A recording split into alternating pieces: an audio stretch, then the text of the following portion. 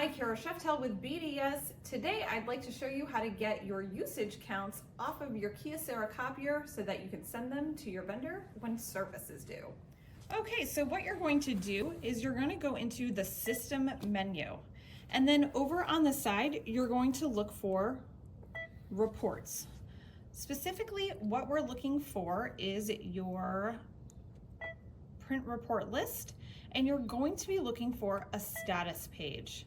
We say print, and now it's going to print it, and I'll show you where those counts are. So what we're looking for our counts is specifically these numbers up here that say copy, printer, fax. These are pages that have been printed out and have been generated. And so your copier company is going to be specifically looking for the color number and the black and white number. Now you'll look down here and you can see scanned pages. Some copier companies have started charging for scans. At BDS, we don't do that. So you can only have to deal with these numbers up here. For more information on all things print, you can reach us at bdsdoc.com or like and follow this channel.